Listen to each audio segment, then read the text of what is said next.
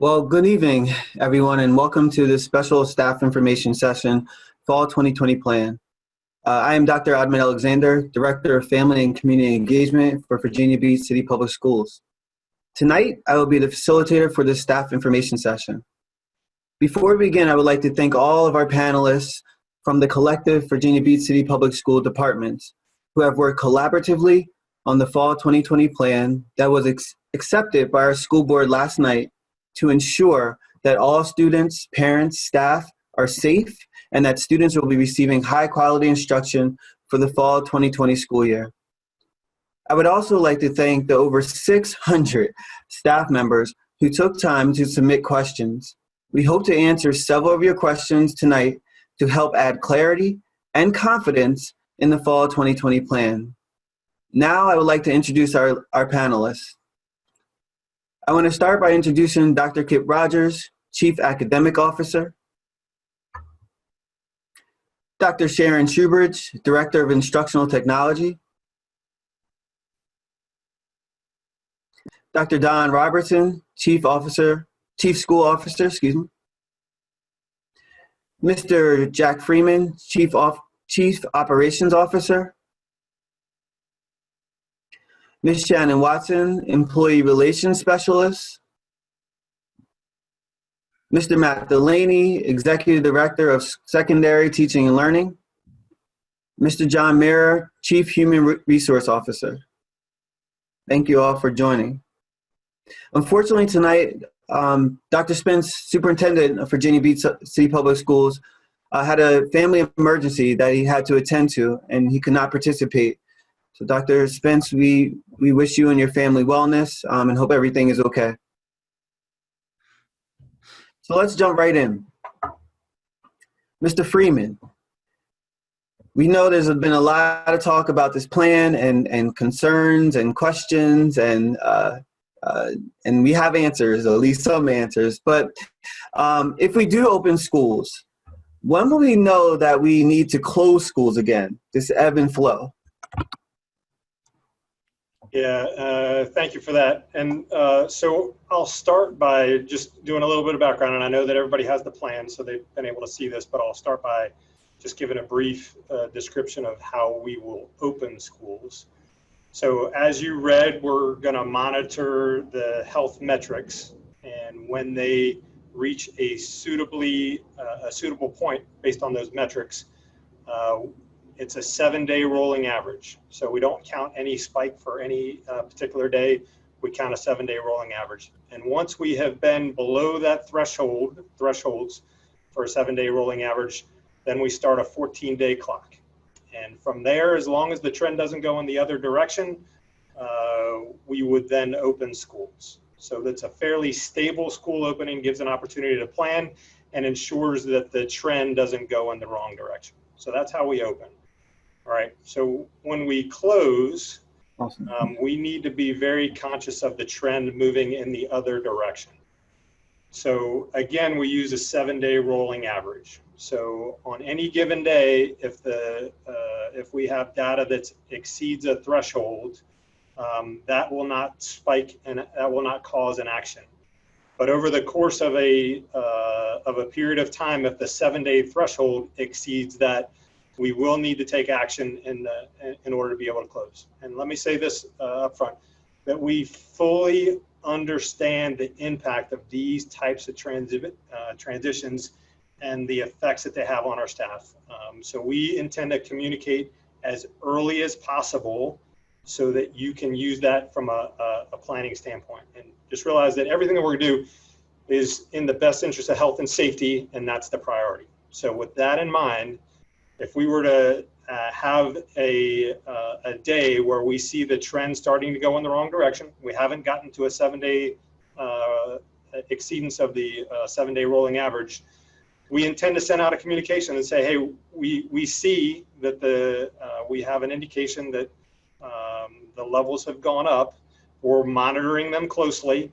Begin your preparations now, because if the trend continues to go in the wrong direction, we will need to go to a more restrictive learning environment. And we would intend to continue that communication. So you would have approximately somewhere in the ballpark of a 7-day heads up of being able to see the trend going in the wrong direction before we would then close schools. But we would need to take swift action at that point, because if the trend is going in the wrong direction on a 7-day rolling average, obviously we need to take action to be able to limit any further community spread. And so I'll finish that up with, we will intend to communicate and make it very clear and communicate early and often what we're experiencing, so that our staff, our families, our community can plan as much in advance as possible. And one final point on that before I turn it back over, that all is when we are making decisions based on our own metrics. The one thing to remember is if the governor comes out and makes a declaration, that removes our evaluation of metrics. We respond to what the state says at that point in time. And so there is a potential if the governor makes an announcement, we would not have that type of notice. Yeah, I think that's the last point you made is a key point. You know, the governor trumps everything. So when he comes out and he says, you know, we're going backwards, you know, there's no question about that. Mr. Freeman, I'm going to stay with you one more time in regards to just notifications. There were several questions about, you know, individuals impacted versus whole school. So if there happens to be a reported case, how will people be notified?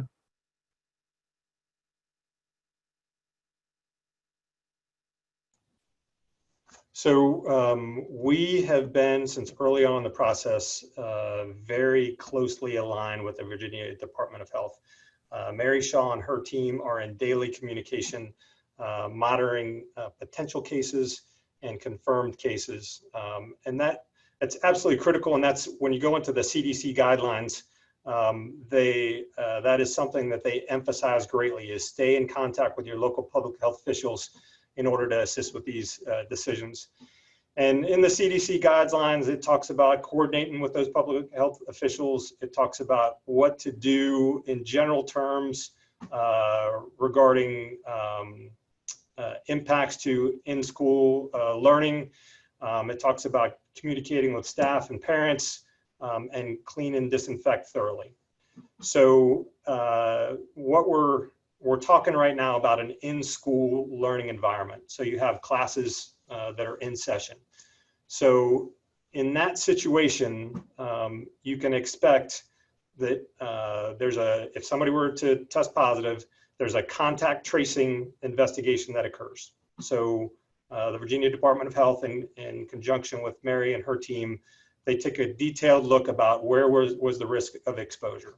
So in an example where you have students in a classroom environment, students riding the bus, you can see that there's strong potential for that to occur. So leveraging the information that we get from that and the contact trace investigation, then notification would occur for those that were potentially at risk based on that. So part of this underscores the importance of cohorting. So if we cohort well and we have kids in a class, it greatly limits if there is an exposure, the number of students and staff that are exposed. So it allows that contact tracing investigation to occur. We talk to VDH, and based on what we understand, then we take action.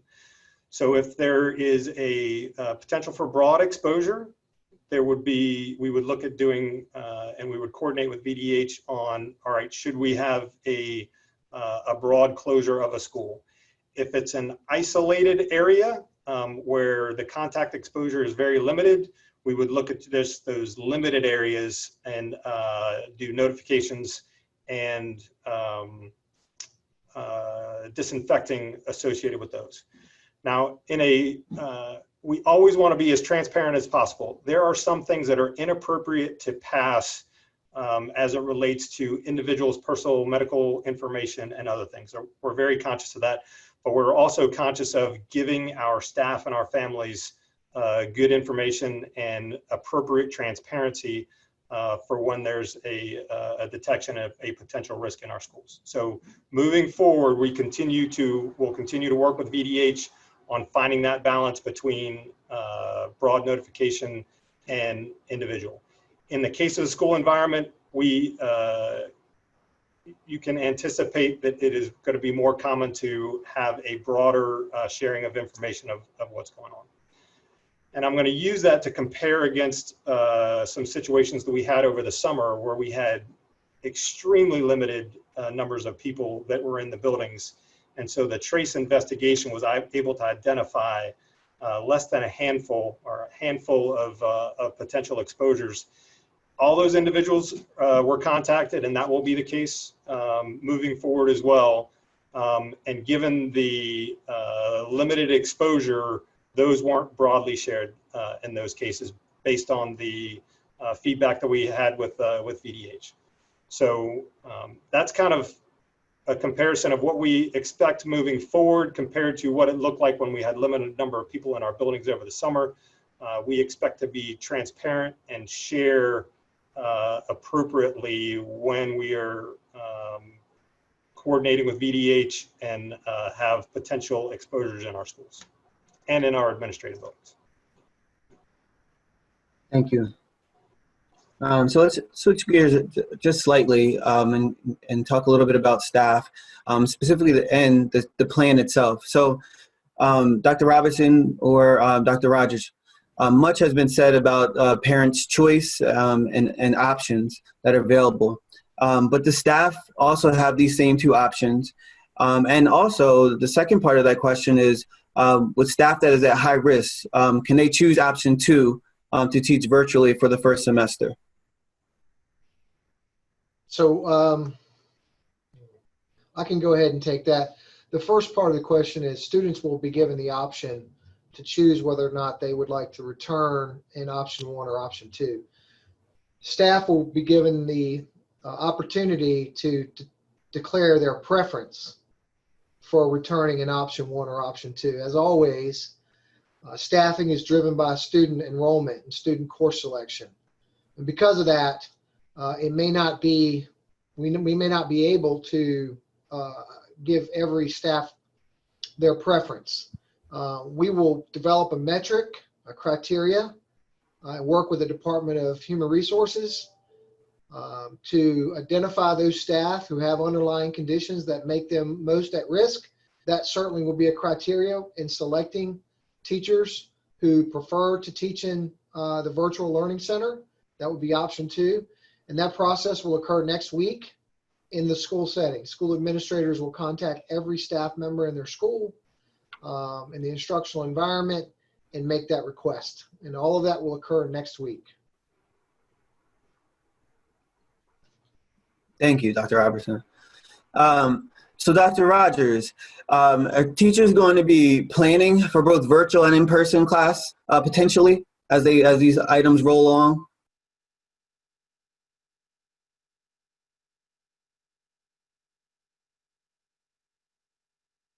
Dr. Rogers, you're muted.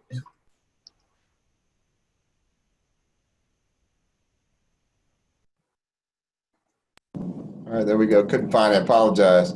No worries.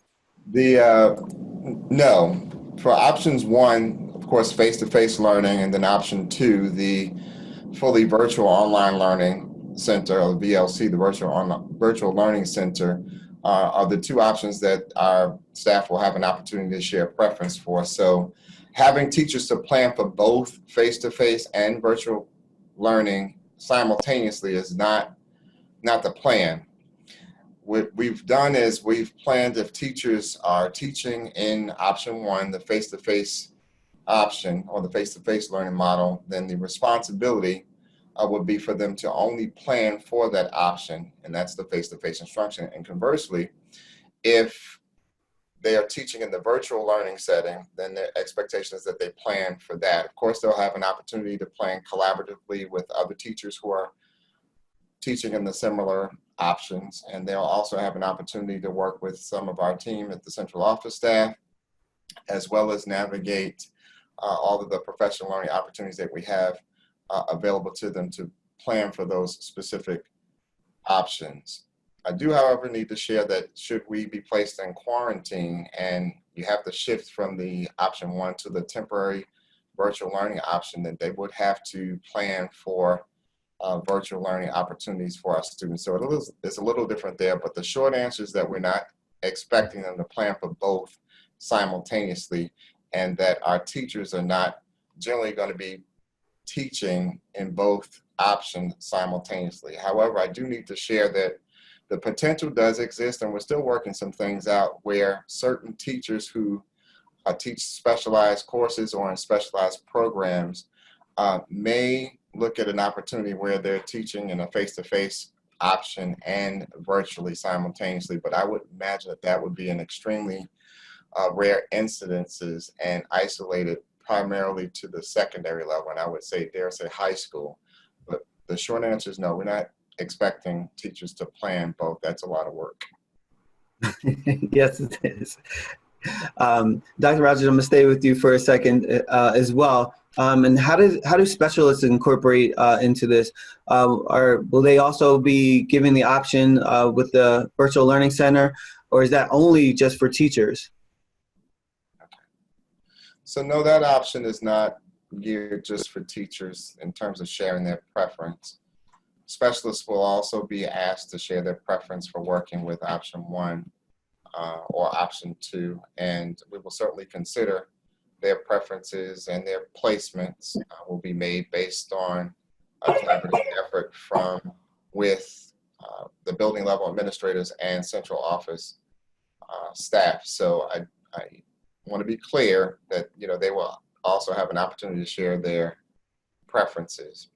However, I do need to share that we understand that there are instances where our specialists will have to be assigned to an option based on the needs of the school division. And as we identify what the students and families' choices are as it relates to choosing option 1, the face-to-face, or option 2, the virtual learning center, and we plan to notify all of our staff members what the acceptance is of their preference as soon as we can. So the sooner we get that information and we're able to staff and place students where their choices are, we'd be better able to determine where we place all of our staff, to include teachers and specialists. And Dr. Robinson, as we all worked very hard on this plan over months and months, it's very robust. And so my question for you is, just for clarity purpose, so there will be 2 sets of staff. So there's a staff for 100% virtual and a staff for face-to-face going back and forth. Is that correct? That is correct. If teachers who prefer to teach in option 1 and are given the opportunity to do so, we will start virtually on September the 8th. And as soon as the metrics allow, we'll bring back students in pre-K through grade 5, grade 6, and grade 9 with selected populations of students with disabilities, 504s or ELL students. But at some point in time, we hope to be back in the classroom with all students, and of course, the teachers in option 1 would then rotate into a face-to-face environment. Yes. And then also to follow up to that, Dr. Robertson, as staff are thinking about these particular choices, and as they've read through the comprehensive plan, are they locked in for the entire year? So if I'm a staff member, I teach 3rd grade, and I want to teach virtual in the beginning, am I locked in for the entire year to teach virtual, or is there some flexibility there? There's flexibility. The teachers who select option 2 are locked in for the first semester. We are very hopeful that by the end of the first semester, the health situation will be in a position where we can bring all of our students back. So if staff who select option 2 are basically saying, I agree to teach in the virtual learning center for the entire first semester. When we get to the end of the first semester and we're looking at our metrics, we'll start advertising what solutions and possibilities exist for the second semester, to include extension of the virtual learning center through the second semester, to some other modified approach where maybe we have more kids back in school. Maybe we have every kid in school except for the students in the virtual learning center. And we might be able to then make some adjustments. So it is a guarantee for the first semester only, and then we will revisit what happens in the second semester. And one more question for you. I'm putting you on the spot, Dr. Robertson. What about the metrics, if the metrics allow? How much of a heads up will teachers have in teaching face-to-face if the metrics go to red, or how long will we have to get out of the building, and vice versa? Yeah, I will refer everyone back to Mr. Freeman's answer to start this panel discussion, where he outlined the period of 7 days, and we would give plenty of notice once we get in. If we're in school and we dip back into the red, there'll be plenty of notice for staff as to a target date if the metrics stay in those conditions. So again, I would defer people back to Mr. Freeman's answer to start the panel. Thank you, Dr. Robertson. So when we look at so many teachers were, a lot of the questions that we got, a lot of teachers were concerned about and wondering if they can go back into the classroom, meaning if they're teaching virtually, where they have the option to go back to the classroom, is that possible? So, Dr. Alexander, if you're referring to the ability for staff to access their materials in their classroom, the answer is yes. As long as the governor hasn't given us an executive order to close schools, schools are open right now by appointment for staff to access the classroom and access the materials. And we'll obviously have a teacher in service week that schools will be developing very soon to see what that looks like. And staff will be given the option, those who choose option 1, to teach from their classroom in the school or to teach from home. So yes, we understand teachers need to be able to access the materials. We're going to make that opportunity available. Thank you. So turning slightly, there are several questions focused on leave, specifically within the virtual space. So Ms. Watson, this question is coming towards you. What are the leave procedures if teachers and employees need have a medical appointment or they're ill? So while many employees are going to start the school year working primarily remotely, the procedures for leave will not change at all. So if an employee cannot report to work, whether they're working in the building or they're working offsite virtually, they still follow their normal leave request procedures at their school, and they'll use their appropriate sick leave, annual personal reasons leave. And employees that are on approved FMLA will continue on FMLA until they're released by their doctor. And return to work notes and those things that we require will still happen in the virtual environment.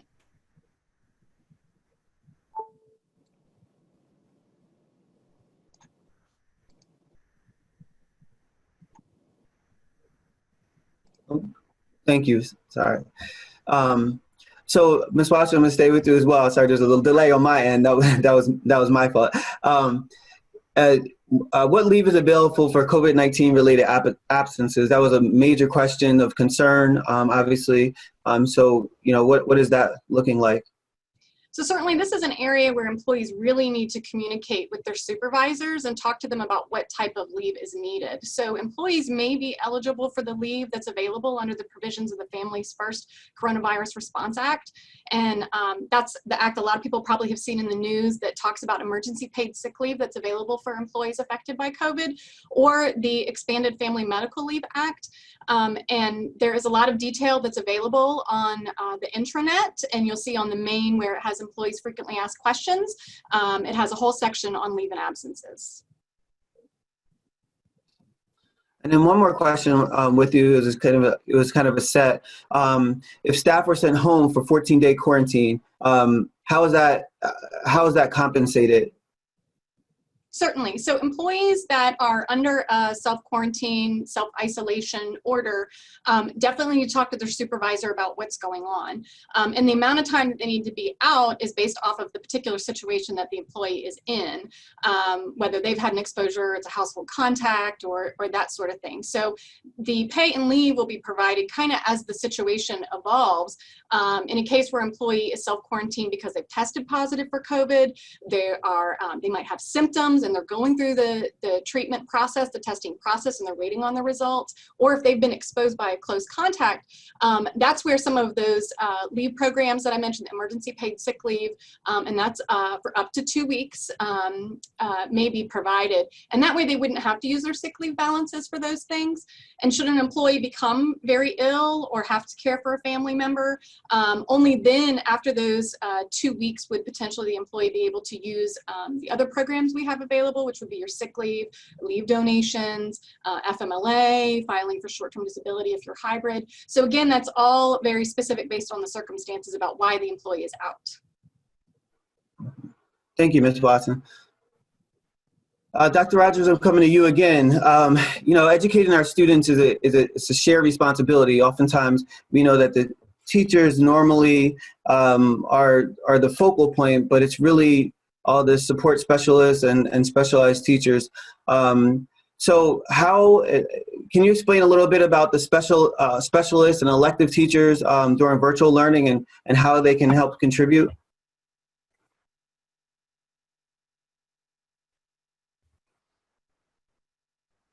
Dr. Rogers, you're on mute again. Sure. Our specialists and elective teachers will have assigned responsibilities very much as they would in a traditional school setting. So the expectation will be that they work very closely with our students and with our staff in utilizing data to formulate small groups, and they work with small groups synchronously through the virtual learning setting and or the face-to-face setting. So it doesn't matter which, but they will be heavily involved in everything that they typically do during the regular school setting. Our resource teachers certainly, of course, will also teach their assigned classes, and when they're not, they will be more likely asked to provide some level of support for our students to make sure that we're closing gaps that may have been received throughout the extended school closure. We will certainly work very closely with them in terms of professional development and providing them with all of the tools that they need to be successful. We will absolutely follow our district guidelines as it relates to coaching to provide support to new staff members, as well as our seasoned staff members, because remember, we do have staff, although we've been teaching in a virtual setting since last spring, we still have a certain number of staff who are not as comfortable as we'd like them to be, and we need to make sure that we're offering support for them as well as for our students.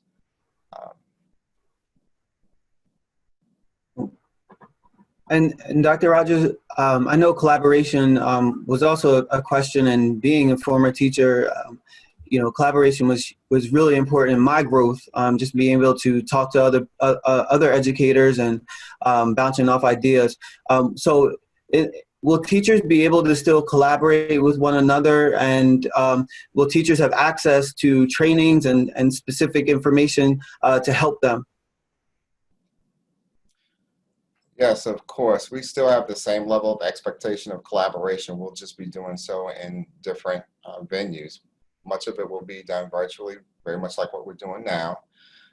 Having an opportunity to collaborate interdepartmentally and collaborate grade-wise and collaborate school-wise. We are certainly going to encourage that our staff do that and provide opportunities for them to continue to have their professional learning groups where they have an opportunity to share ideas and resources. We'll also make sure that we provide opportunities for them to collaborate professionally utilizing Schoology. And the hope is that we'll have an opportunity to collaborate in some live settings, again, pending anything that restricts us from having an opportunity to collaborate in a face-to-face environment. We will certainly make sure that we provide opportunities for them to do so. But all of the instructional staff at the central office will certainly be available to assist with collaborating in the classroom as well as through schools. Ms. Rubens, this was a question that got brought up in regards to Zoom capabilities, because this is where all of us live nowadays. But so the question is, will we have access to professional Zoom, or will we still have the limitations of that from last year? Well, good evening, and thanks for having me. So Zoom no longer has the additional educational permissions that they gave us in March, April, and May, maybe even through June. But we are working with DOT on securing some web conferencing tools for staff to be able to use. So for example, we're on Zoom, we're looking at how we can continue to leverage Zoom and working with David Din and his team. In addition, we have Google Meet, and a lot of staff were using Google Meet in the spring, and that is a product that we will continue to have. Both of these are viable options and consideration that we use during the emergency learning phase, but also during our summer learning programs. So we're planning to finalize as soon as we can which product or which products will be available for staff to use so that we can start professional learning again. Our ITSs in the buildings were offering that in the spring, and we'll continue to do so as soon as we know which tools to leverage. Awesome. Thank you, Dr. Schubert. And I know everyone's going to be really excited about, I've been hearing some of the new things that are in place or even being discussed. And with that being said, as well as the professional learning, will the Department of Teaching and Learning be providing teachers with the required lessons like they did in the spring?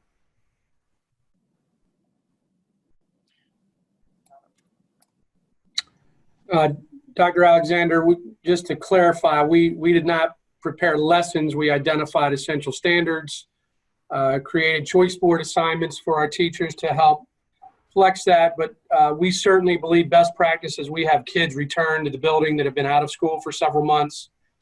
The gaps that exist in the classroom will be different in every classroom. The extension needs, enrichment needs in every classroom will be different.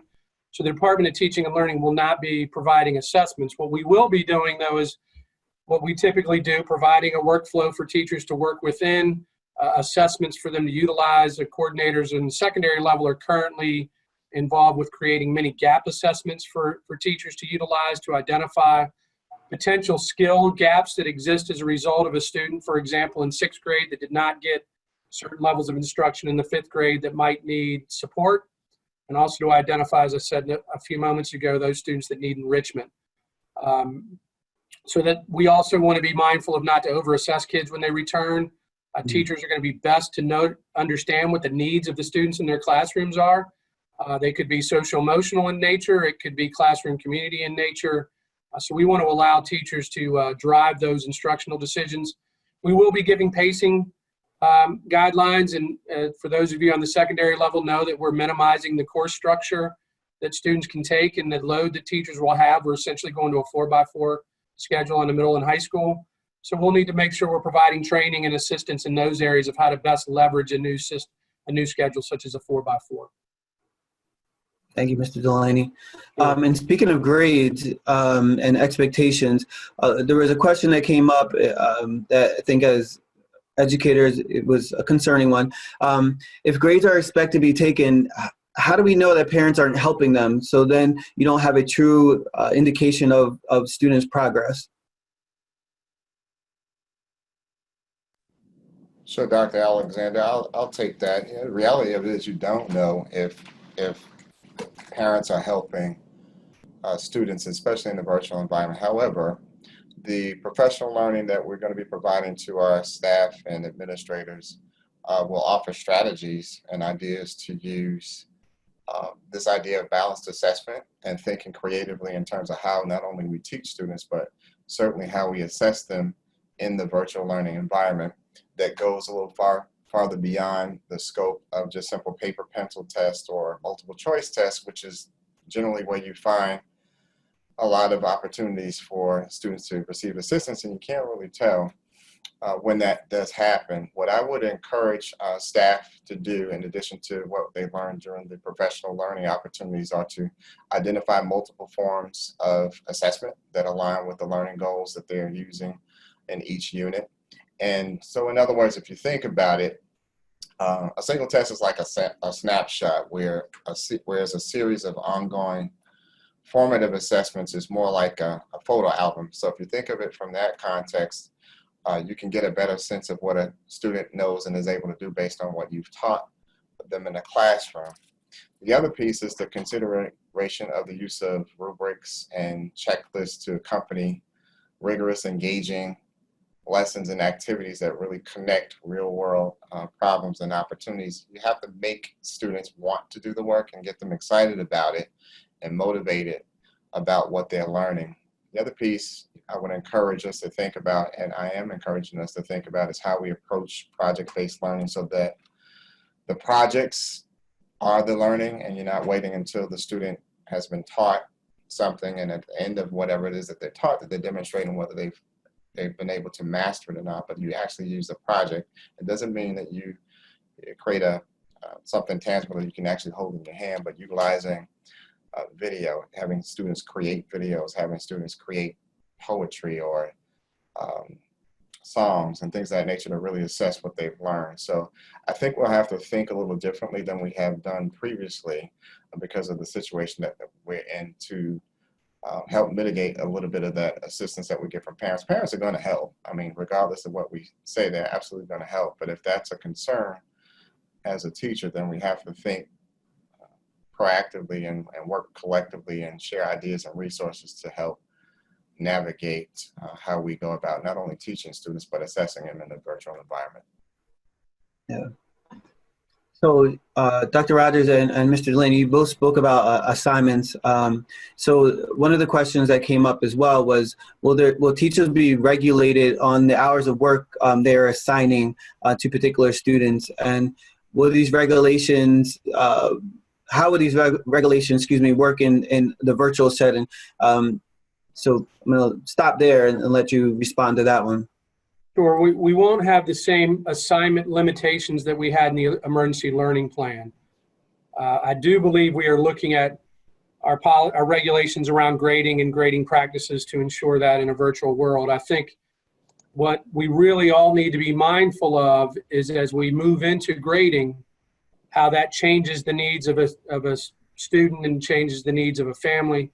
As we look at a virtual schedule, I want to be cautious that we don't think we're behind and therefore we need to catch up by assigning more or grading more or those type of things. And I think we need to be very mindful of what families may be going through internally as a result. If you recall an emergency learning plan, most of us were all in lockdown. The majority of us were not able to work. We're now moving into a scenario where many parents are returning to work and their students may be at home virtually. We know that's going to be a challenge. That was one major reason why we shifted the schedule down to a 4x4 on the secondary level to minimize that level of coursework and to allow students to really truly focus on a couple of classes. That's a long answer to the question, Dr. Alexander, but there won't be those minimizations, but we may give some expectations and some guardrails for teachers to think about in that end. Thank you, Mr. Delaney. So, Dr. Robinson, a little bit of I think a little bit more lighthearted question, just in my opinion. But so there was a question that came across in regards to will teachers with school-age children be allowed to teach in the classroom when students return, or will they need to continue teaching virtually? Yeah, so if I understand the question correctly, as long as the school building is open and a teacher is working in option one, then they're going to be given, when we're in the virtual environment, they're going to be given the option to work from school or work from home based upon their needs. Of course, if we're face-to-face and they're in option one and they're teaching a grade level that's face-to-face, they'll be teaching face-to-face. So I hope that answered that question. I think so. Thank you. Coming back to collaboration and kind of teaching and instruction and learning, how and are teachers expected to have small group instruction virtually? There was a real concern about how that works within the virtual environment. So how can that happen? So, Dr. Alexander, I appreciate you asking that question. I think one of the biggest differences between what we're able to do this coming fall as opposed to what we were able to do during the emergency learning plan is offer more synchronous learning experiences for our students at all grade levels. So one of the first things that we did was we worked interdepartmentally with the Department of Technology, with the Special Education Department, OPEC, and some of our other staff members, and certainly with our legal department to revise our acceptable use policy to allow for students to be able to participate in synchronous learning activities and that live face-to-face interaction with their teacher virtually. So we did that. And then of course the expectation is when working with small groups that we utilize data to formulate groups and work with them in small numbers that are able to be a little fluid. And we leverage the technology that we have access to. Dr. Shoebridge mentioned that we have teachers using Zoom. There was a question. We have other resources through Google. We have, School has an mechanism with which you can work with groups as well. So I think it takes a little bit of planning, but the professional development, that professional learning that we'll provide, teachers will assist in helping them to design small group instruction in the virtual environment. Of course, with the face-to-face environment, is something that we've been doing all along. And I would certainly encourage all of our teachers at all grade levels to think about how they might go about teaching in small groups so that they can get more of an interactive experience with a smaller number of students so that they can really find out where the learning gaps might be so that they can address them. So that's the approach that I think we're going to have to take in leveraging the resources that we have access to generate small groups.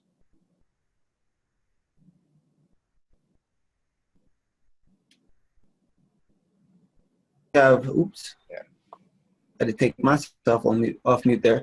Mr. Mayor, question for you in regards to other employees outside of teachers. Because we know that we focus on teachers, but the division is composed of a lot of support staff, bus drivers, custodians, and others. And there's a concern about pay with again, the virtual learning period. So will bus drivers, custodians, cafeteria workers continue to receive normal pay during virtual learning? Well, I really appreciate that question. And something Dr. Rogers mentioned about us thinking differently. Well, if you think back how we've operated since March across the board, the employees that haven't been directly linked to teaching have stepped up to the plate in every aspect possible. And so I want to come out, the answer to the question is the administration intends to continue to employ all our staff. Positions that are not directly involved with the virtual teaching, we're going to continue to look for ways to utilize them differently. Some examples that have already happened is our food service workers have stepped up to the plate significantly, providing food. Our bus drivers have helped us deliver food. Teacher assistants stepping up to the plate, assisting teachers online. And we're all kind of figuring this out together, but the administration's goal is to keep everybody employed, and another avenue that's coming up, and I don't know for sure, but I know there's a group looking at possibly utilizing some of these folks, and this isn't in stone, but we're looking for ways to utilize and get some of the positions that aren't directly linked to virtual teaching to help maybe with childcare. That is, again, that's not in stone, but I know we're looking at every angle. And I do want to say on behalf of the administration, thank you to all you folks out there stepping up to the plate and helping us meet the needs of our kids. Thank you. Thank you, Mr. Murrah.